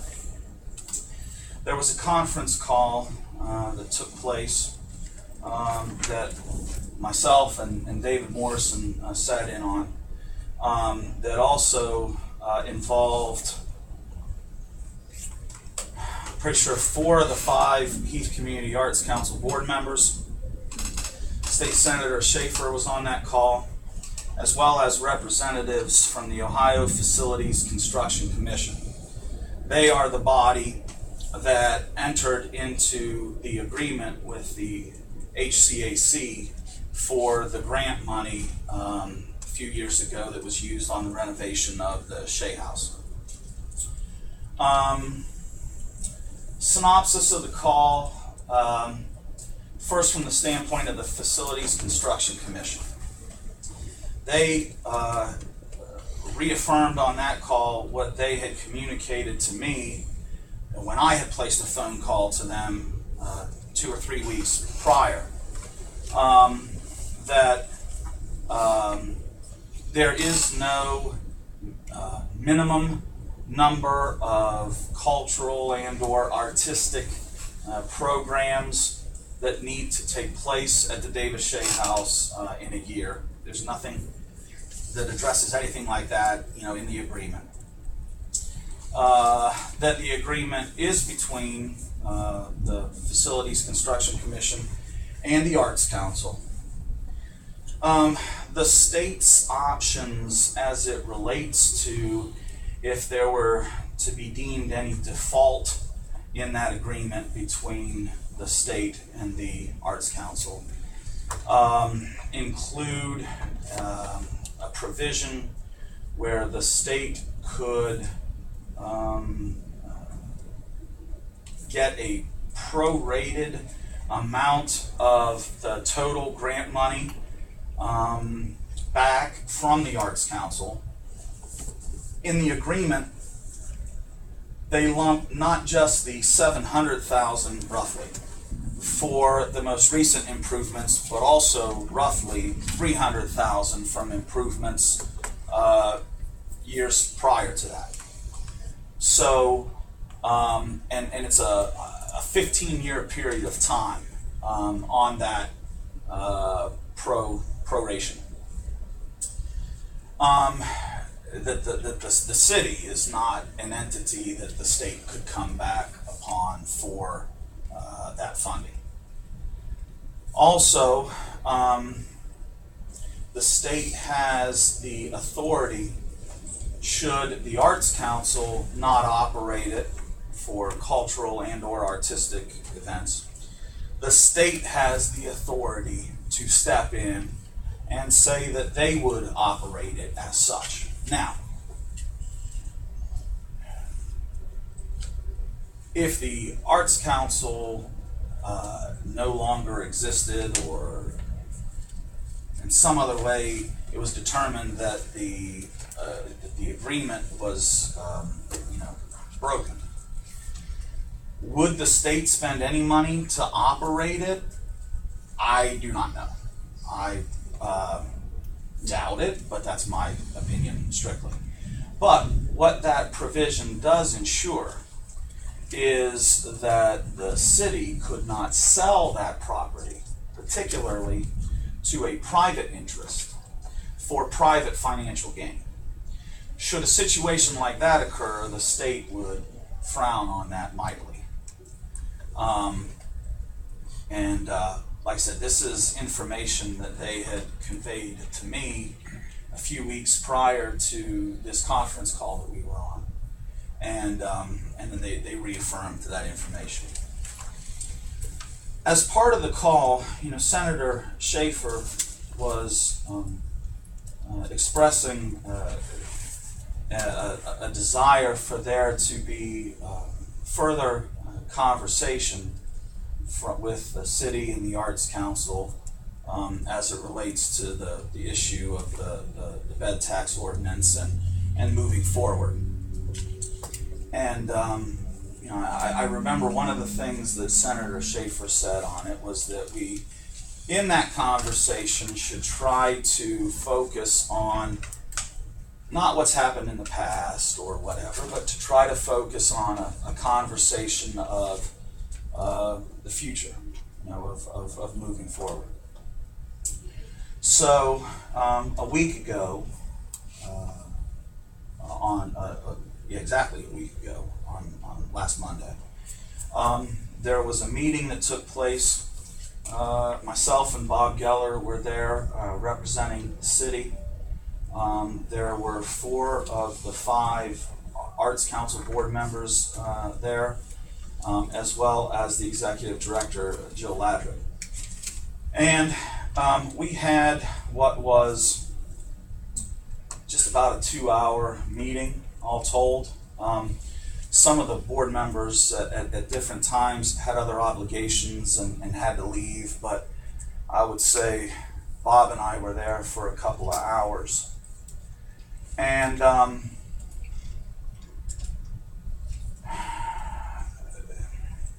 there were really no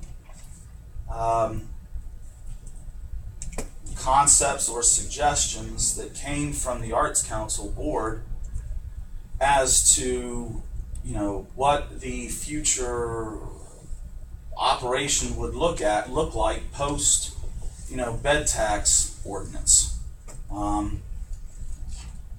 The biggest idea takeaway that I had from their input in the discussion was the idea that bed tax revenue be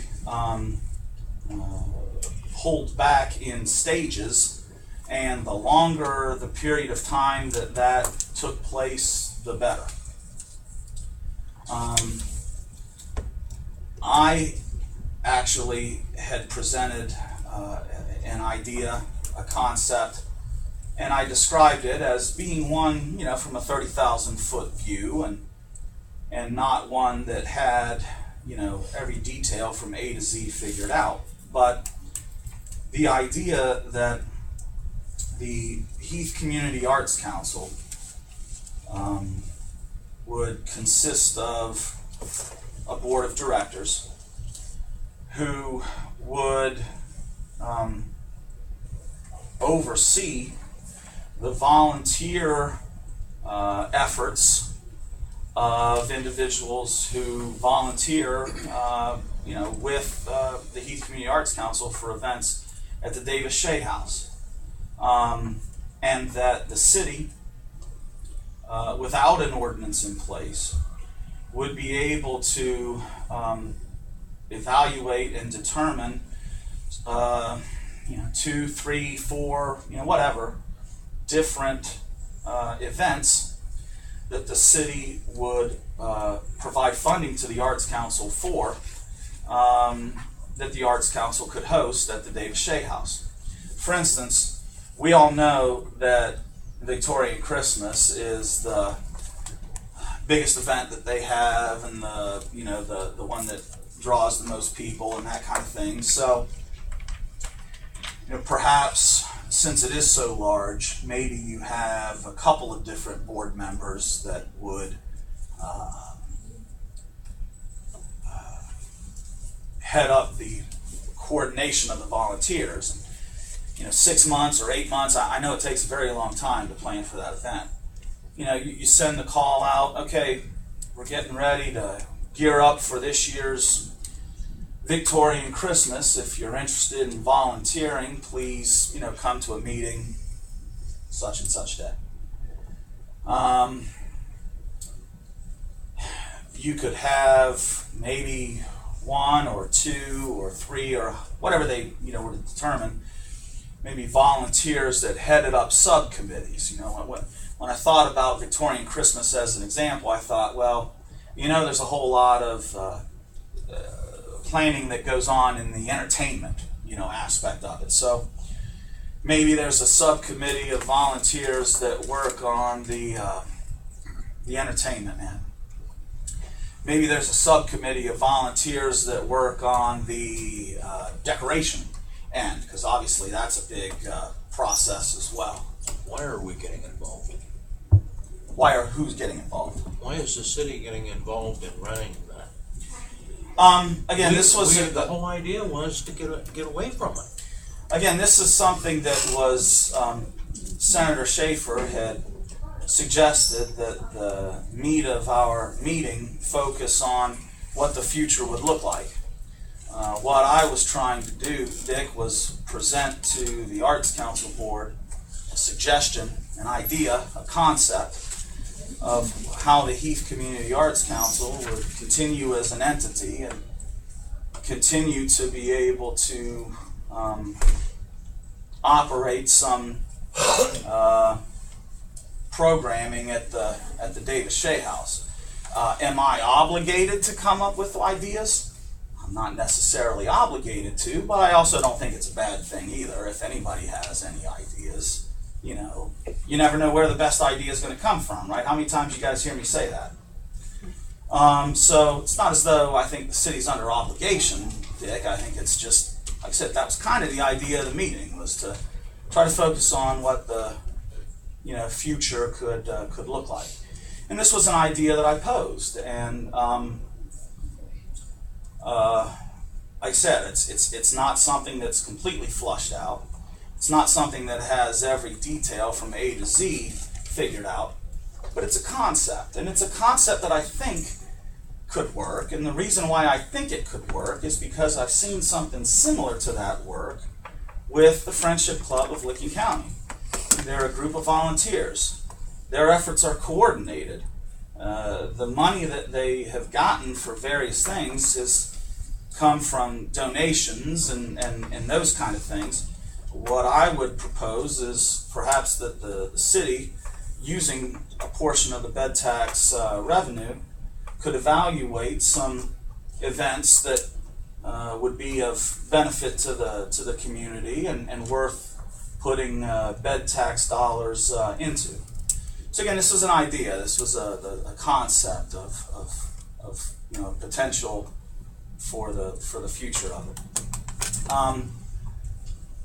It's been 2 months since I had advised the Arts Council that I was going to make the recommendation to City Council that we repeal 58-2002, which is the ordinance that requires the city to provide 95% of its bed tax revenue to the Arts Council. In those 2 months, from this meeting last Monday and to today, I have not been made aware of any ideas, concepts of, that the Arts Council has of what the future would look like without that bed tax revenue. As I said, the predominant suggestion that they had from that meeting would be that the bed tax revenue be withdrawn and in as slow a manner as possible.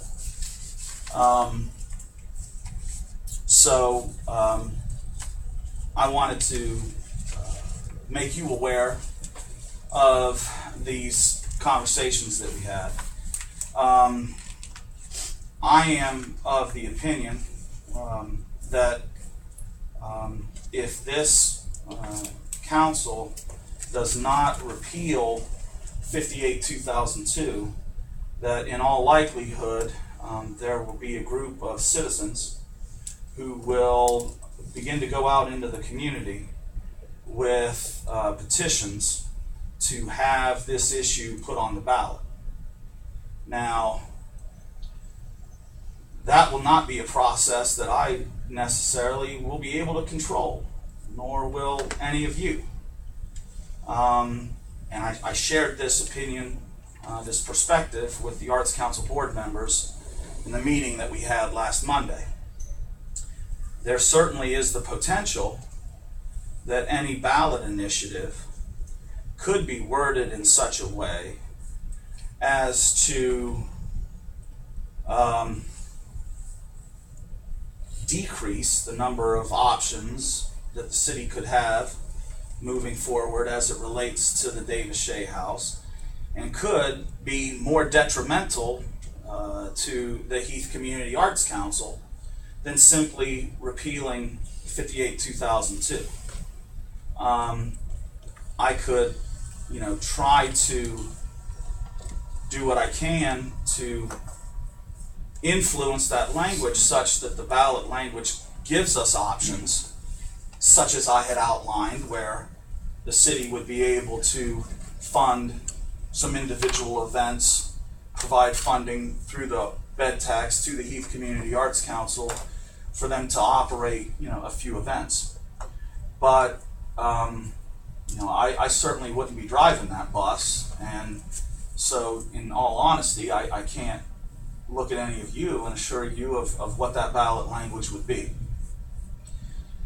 As I understand it, ballot language needs to, if something is to be put on the ballot, the Board of Elections needs to receive that information sometime in the first full week of August. It's either like August 4th or 5th or 6th. It's somewhere along that time frame, okay?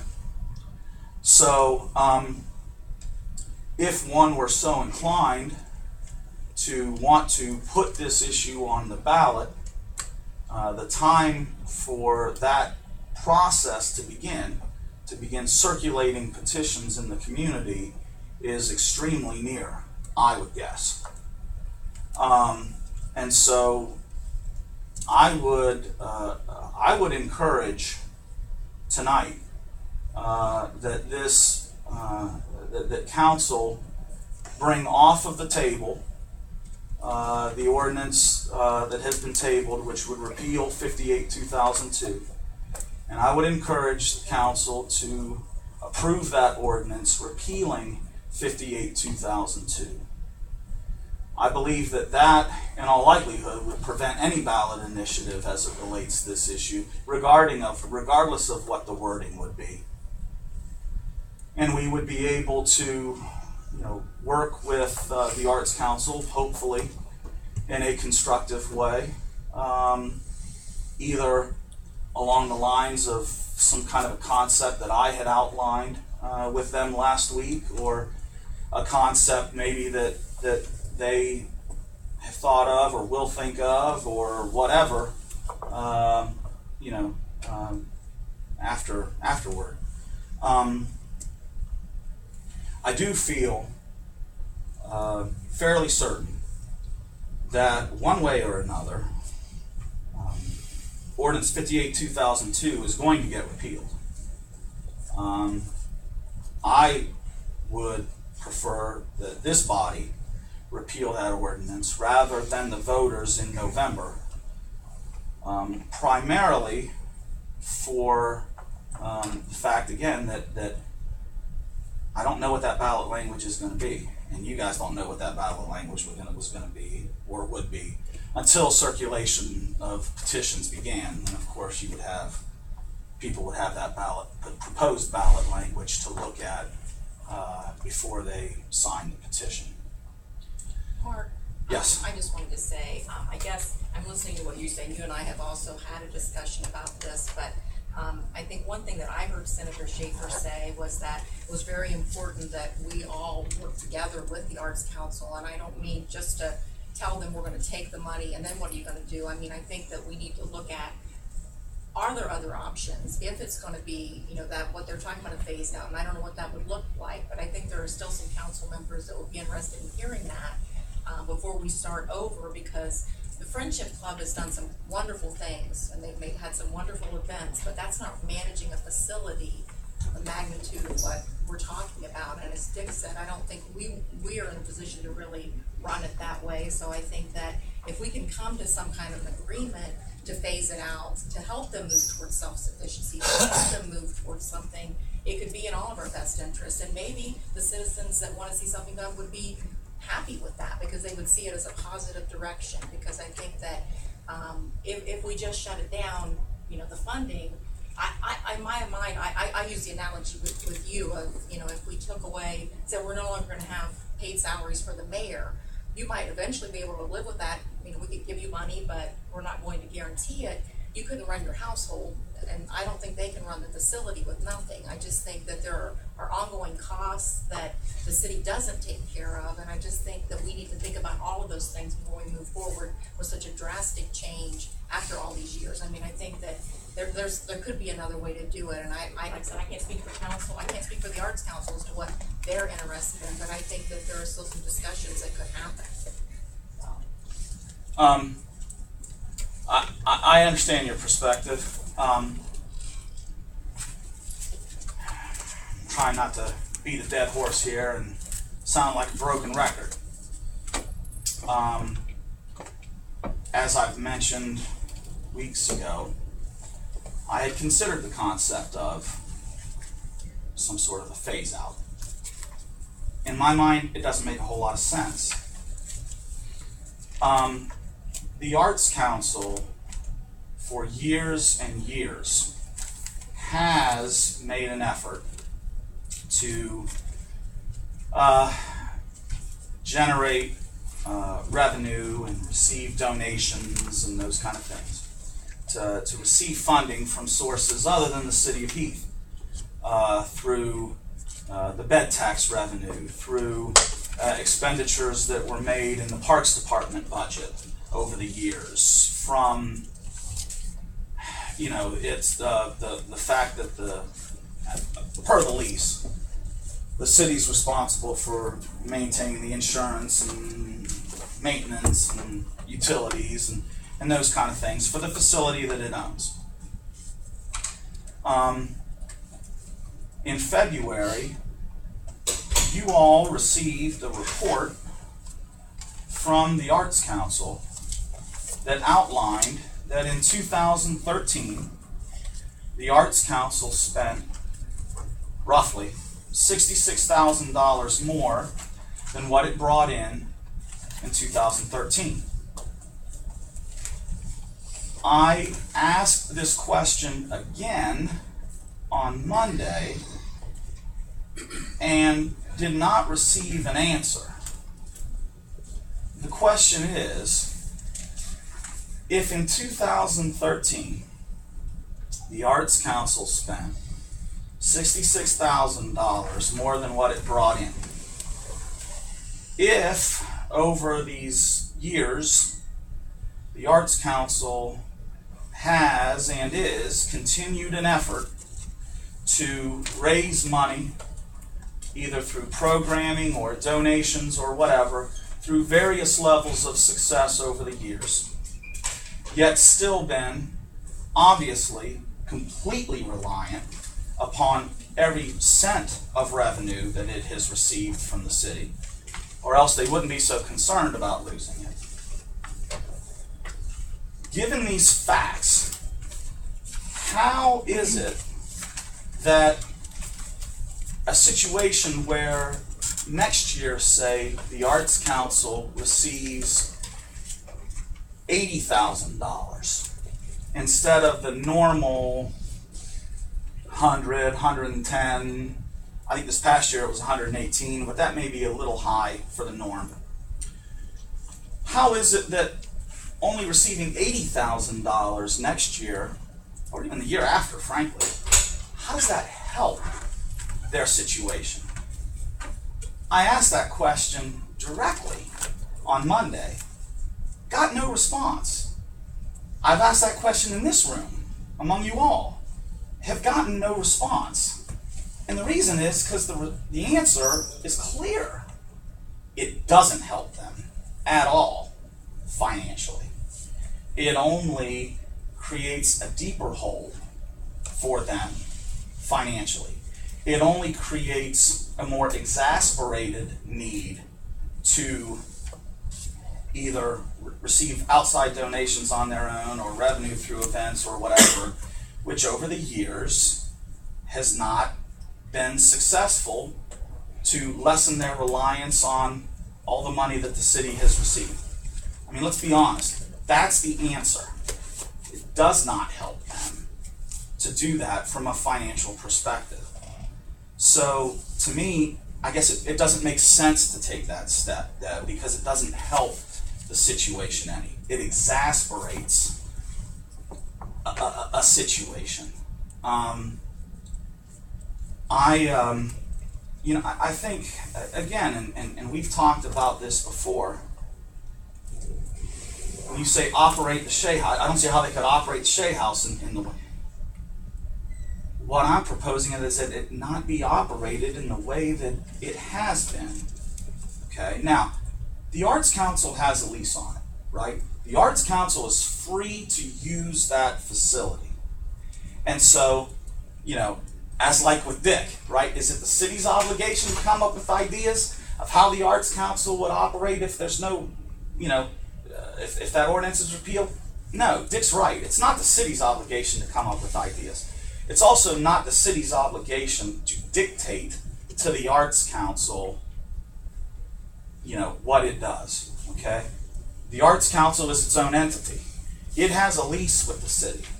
In keeping with that lease, they are free to use the facility as they wish.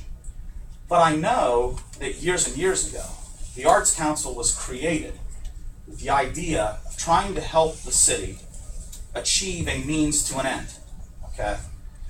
My hope would be, and I believe strongly, that the Heath Community Arts Council could continue to help the city meet a means to an end. Those means and ends need to change.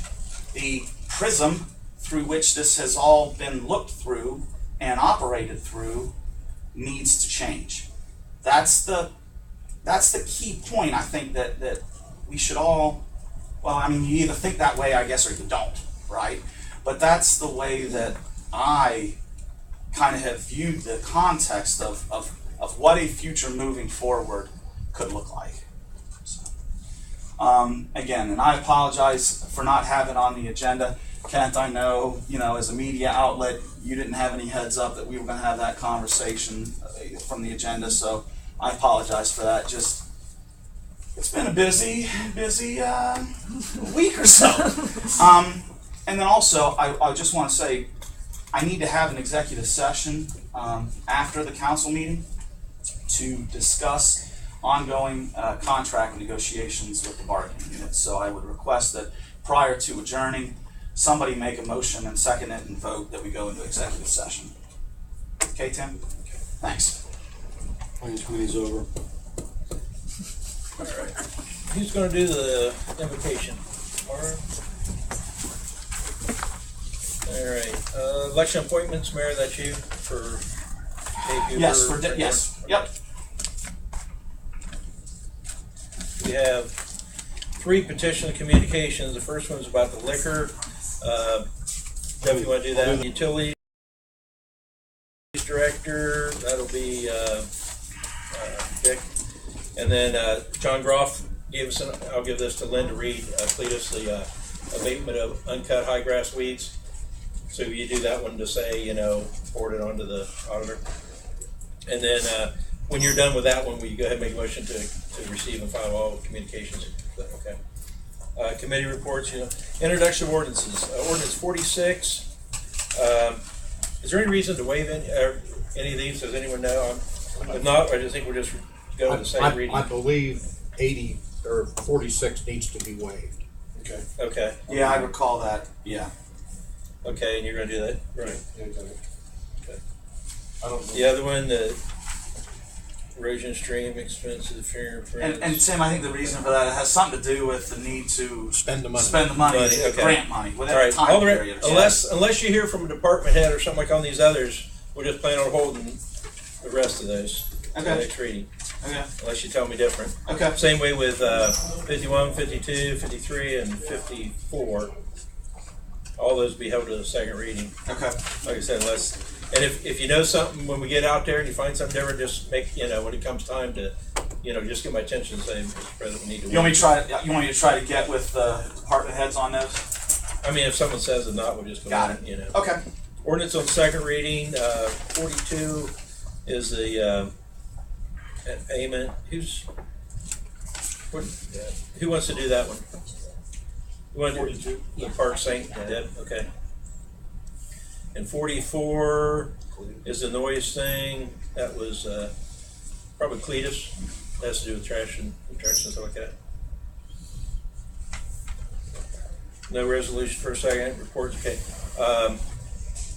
Going back up, the mayor mentioned something about taking 36? Yeah, I was saying Oh, no, 41. I'm sorry. 41. 41 off the table. You made a motion. I think you have to have somebody make a motion to table it. Nah, anyway, I think anyone make a motion. But At what point in the time in the meeting is it appropriate for that, Tim? oh, The ordinance was read once, and then I think it was tabled prior to a second reading.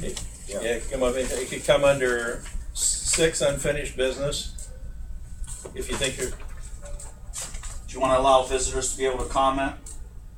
well, that'd be done before the visitors. If it doesn't, it could be tabled. I mean, it could be not come off the table. It could come off the table. David, do you know, is there any particular rule, guideline, whatever? You can do it under miscellaneous. You want to wait and do it, or no, under 17 miscellaneous. Yeah, either one of those work. I think maybe, Tim, you let 17. visitors be able to speak. Well, that's what's gonna happen.